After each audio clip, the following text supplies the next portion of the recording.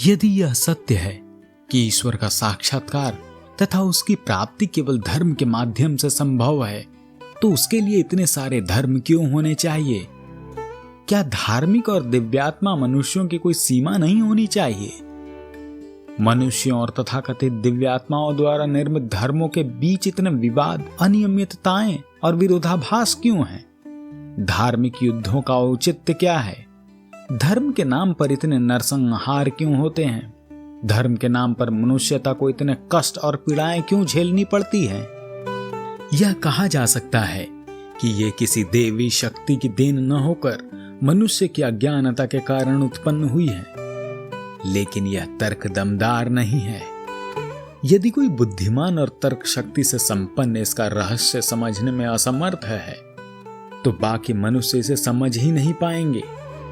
यदि कोई विवेकशील भला मनुष्य दंगों और झगड़ों में दुर्भावनाओं और घृणा का शिकार हो सकता है, तो किसी भले इंसान के लिए कैसे संभव है कि वह ऐसे ईश्वर से मदद मांगने जाए जिसका वह साक्षात नहीं कर सकता? यही नहीं, कहा जाता है कि ईश्वर साधारण मनुष्य की दृष्टि और समझ से परे है। तब मनुष्य के लिए उसे पहचान पाना कैसे संभव है?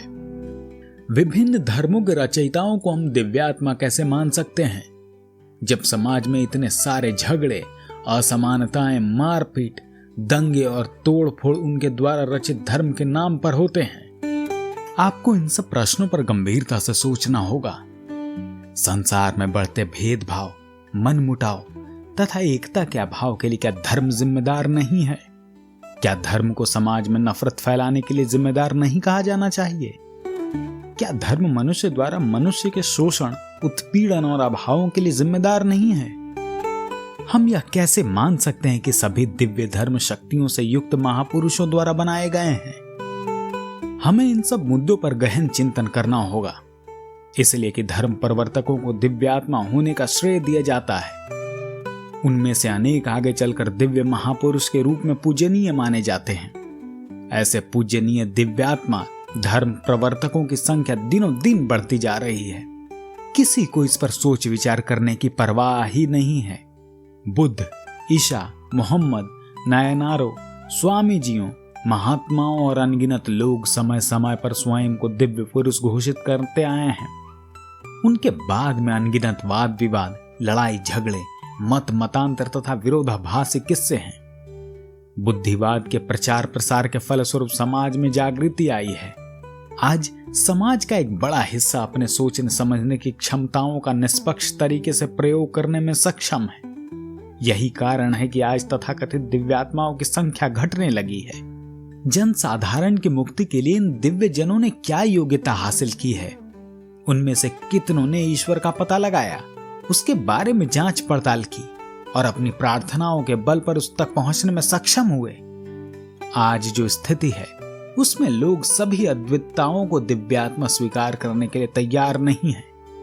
यहां वहां इक्का दुक्का मनुष्य को ही दिव्य विभूति के रूप में घोषित करने की कोशिश करते हुए पाते हैं। जैसे जैसे तुम ईश्वर और धर्म के बारे में सत्य के करीब जाओगे, उसे महसूस करने लगोगे, ये छलावे की तरह तुमसे दूर भाग जाएंगे।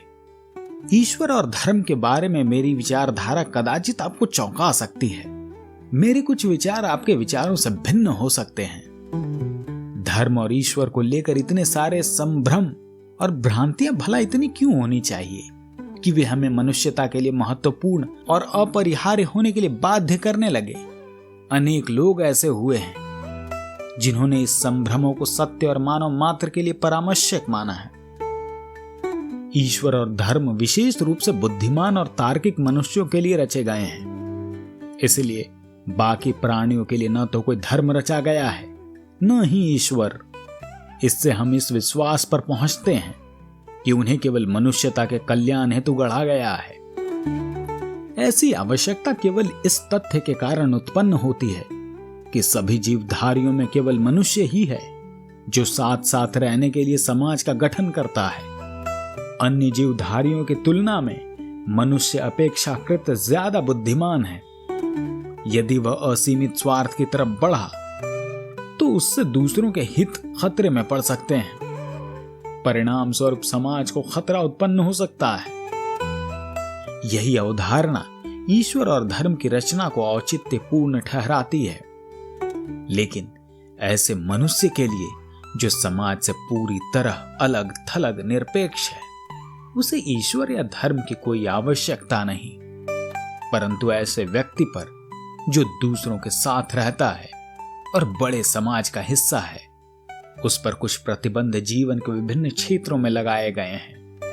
इससे उसका जीवन अब प्राकृतिक रास्ते पर बढ़ने लगता है। समाज की आवश्यकता उसके अस्तित्व की शर्त भी यही है। अन्यथा आप समाज में मनुष्यों को जानवरों जैसा व्यवहार करते हुए पाएंगे।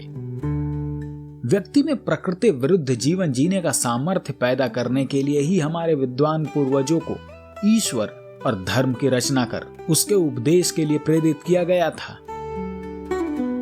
आशा करता हूं कि पेरियार का यह विचार आपको पसंद आया होगा। अगर विचार पसंद आया हो तो चैनल को सब्सक्राइब करना न भूलें। धन्यवाद।